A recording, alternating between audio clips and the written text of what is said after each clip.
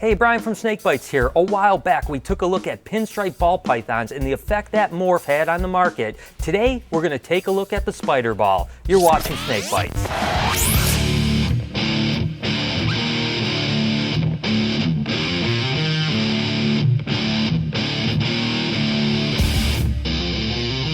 What's known now as a spider ball python originally was called a spider web ball python because of the spider web pattern down its back. In the late 1990s, it was imported from West Africa by a guy named Kevin McCurley from Nerd and Lindy Johnson from Freedom Breeder Cages. They brought the very first male in and sure enough proved it out to be a dominant morph. Just like the pinstripe, this animal had an enormous impact on the market with the morphs that it was going to make over the next decade and for years to come. The first animal I bought actually was $25,000. Now these guys go for as low as $125 or $150, so they're certainly obtainable by anyone, but the cool morphs that they're still making are fetching huge dollars, so I want to just take you on a little journey over those mutations. After being proven genetic, the first mutation that spiders were taken into were pastels to produce these bumblebees. I remember it really well the first time I saw the baby bumblebees and how blown away I was. That's a double codominant animal, so let's just take a look at a few of the other animals that are double codoms.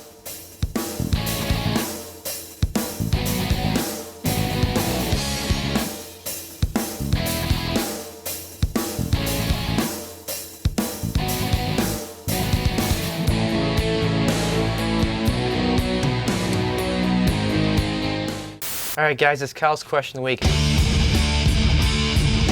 And my topic this week would be karma. Love karma. Believe in it 100%. People getting exactly what they deserve, whether it be good or bad. I want to know from you guys, do you believe in karma, and do you have any sweet karma stories? I'd like to hear about them. Text or video comment below, let me know. Here's a couple double mutations, but in this case they're recessive and dominant. This one is a honeybee, which is a ghost spider.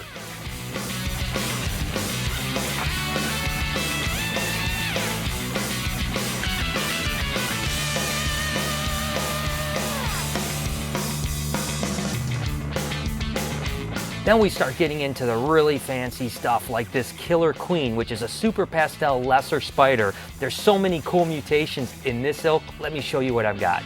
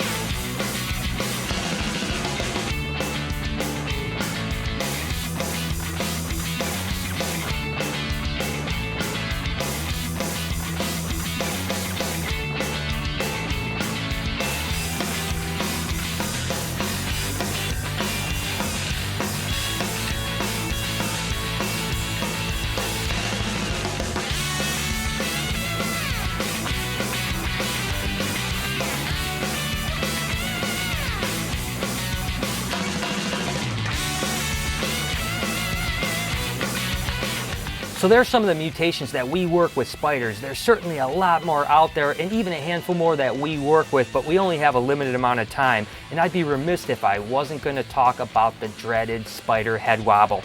As you can see with this girl, when she moves around, her motor skills are a little bit weird. It's not a normal snake thing to do, go upside down and wobble a little bit. A lot of people are really bothered by this with spiders, and some people actually even stay away from the mutation. I'll be honest with you, the majority of the animals don't have hardly any wobble at all, and it doesn't really bother me. It doesn't affect their health, breeding, or anything. It's just kind of a quirk. Again, the old saying is all recessives concentrate, and when you're going for a phenotype like a spider mutation, you also sometimes get some neurological issues like the wobble. Again, it's probably something that's way overblown, and the vast majority of them don't act anything like this animal, and all of this animal's babies in the past have been perfectly fine.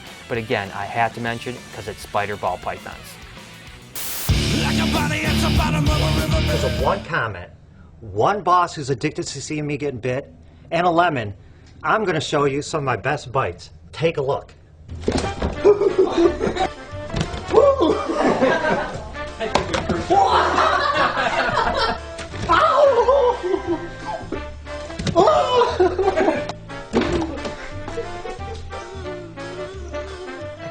get him. Oh. Ah! Oh!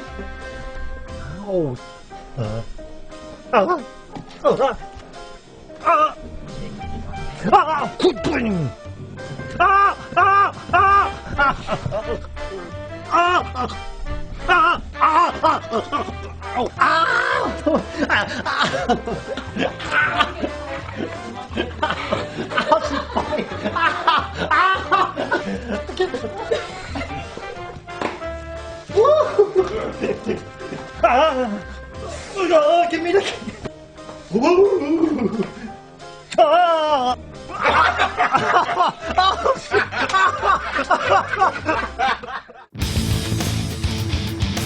For this week's Comment of the Week, the question was, how much would you spend on an animal? And Tweedledee said, I'm an animal lover. In fact, I'm studying to become a veterinarian. Let me tell you that I've paid some pretty absurd fees for horses and competitive field trial dogs. However, the most I've ever paid for a snake is $600. In the future, I would be very interested in keeping exotic birds such as a Togo toucan or a hyacinth macaw, and willing to pay 10 grand for one of those. I still won't even tell you how much I've spent on thoroughbreds though, LOL. yeah, I tell you what, I've spent a lot of money on snakes, but when you get into horses, those numbers are astronomical. I hope you guys enjoyed the show and learned a little bit about the spider ball python and what the impact it had on the market. If you guys want to follow just my daily insanity, make sure to check me out at Twitter at SnakeBytesTV. Until next time, this has been Snake Bites.